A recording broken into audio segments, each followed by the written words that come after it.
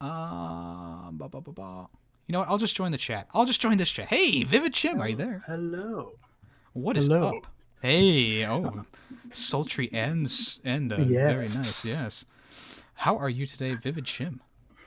I'm doing pretty good. How is yourself, Yemmy? I'm pretty good. Can't complain. So tell me a little bit about this Project Mara. So this actually comes from a video that Ninja Theory posted like earlier today, I believe, where they basically just said, "Hey, we're working on all the things at the same time." So for those that don't know, Ninja Theory, uh, uh, one of Microsoft's studios, like one of their first party studios now that they bought because everyone's just buying up studios. Yeah. We've got Kojima Productions over at Sony. Sony are like, you can come work for us, and you can come work for us. Like they got Insomniac at some point last year. Microsoft made big moves as well, being like, you can come work for us, and you can come work for us. And one of the ones they actually got was Ninja Theory, who are like bloody great studio. You probably know them for Hellblade, as you mentioned earlier. Yes. So they basically did an announcement video earlier where they were like, we're working on everything at the same time. They announced 3 projects in this one video. That's on top of the project that they have coming out, I believe, in like a month or two, which is kind of like the Overwatchy kind of game called Bleeding Edge. It seems like a melee-based Overwatch. Yeah. I think that's gonna die a death for me personally. It's gonna tank, just like that other game that was trying to steal Overwatch's thunder. It had like the Law criminals. Breakers? I don't remember what it's called. Lawbreakers. Yeah. Okay. Yep. That was it. Yeah. As soon as you said criminals, I was like, yeah, that's the one. The one that shut down Bosky Studios.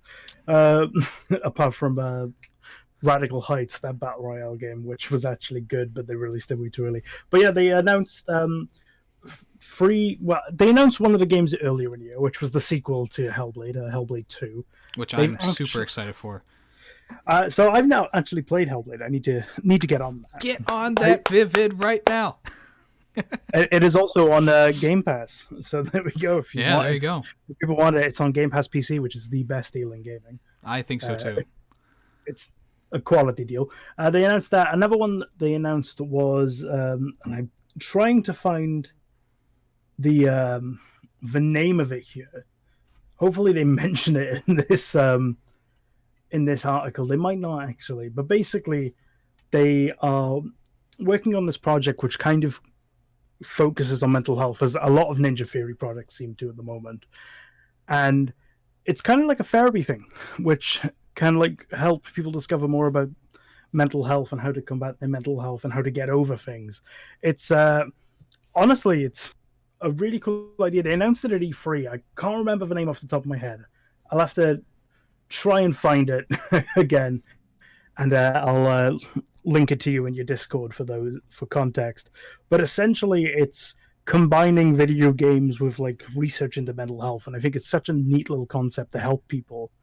The same way that they've done so with like PTSD and stuff. It's a really cool idea. But then we got this announcement for Project Mara, and we didn't see a whole lot about this. It was only a little teaser trailer, but what we saw was quite fascinating indeed. In fact, I'm going to try and get a Twitter post because this article appears not to have the pictures that iWare showed. Sure, I'll send you this random dude. Shout out to this random dude. He's got 2 pictures from there. It's quite a fascinating little game. I'm going to send this in your DMs as well. Ooh, yes, slide in, please. Sliding right into those DMs. And it's a new kind of horror experience, as they claim it to be. It's one character in one location, and it's meant to show like a real take on like mental health struggles and stuff. So and they're saying that this is actual in-game screenshots? Apparently. Oh, wow. That was my reaction too, especially the one with the stairs. I was like, there's no way that's in-game. That looks like a real photo. Yeah, that's crazy. Yeah. Yeah, and but it's meant to be like one person in one location, and it's meant to kind of have the struggles of mental health. And it's such an interesting little concept that we know very little about it, but it seems like Ninja Theory are taking this very interesting approach, where instead of having one big AAA team, they have 3 or 4 smaller AAA teams all working on stuff at the same time, and they appear to be focusing on the mental health strand as well, which is quite a unique take, because I was discussing it earlier when I was streaming and I was chatting to my chat, and I was talking about how mental health is something that isn't really shown in a decent way in games quite often.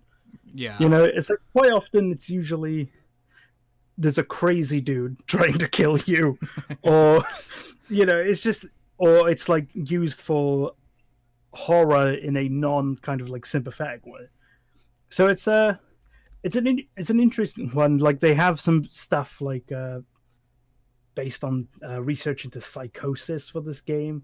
It's a lot of research that they're putting into this to make this a very real new kind of horror, which, unlike something like PT, which is a lot of surreal and supernatural elements, it's meant to be like, the way to describe it in the article is Project Mara will be a real world and grounded representation of mental horror.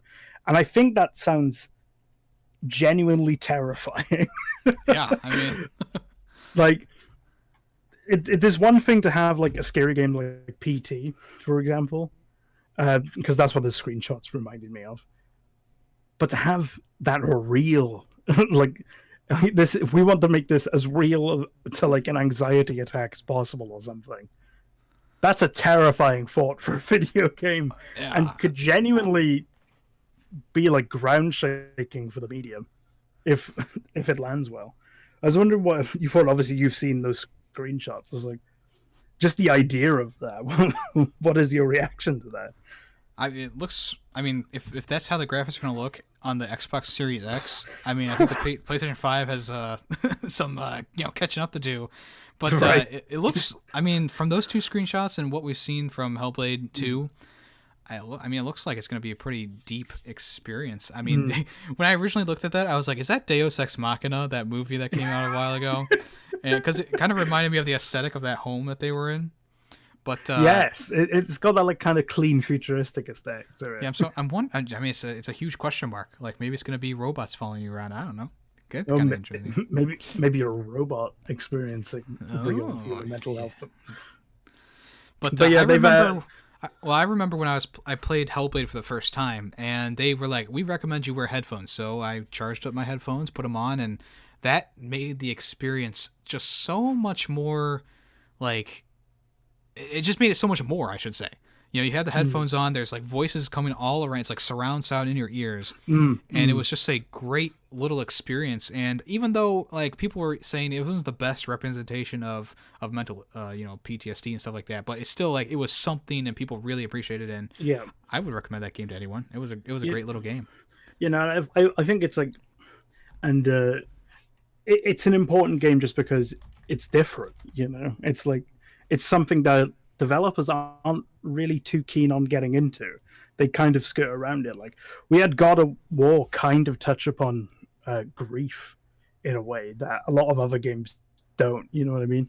And we've seen this trend start with like The Last of Us years ago, and it's slowly become more of a normal thing to just kind of like tell these stories in a different way. And to see Ninja Theory kind of double down on that and going, we're going to make games that people don't make. Right. Yeah. Well, someone has to.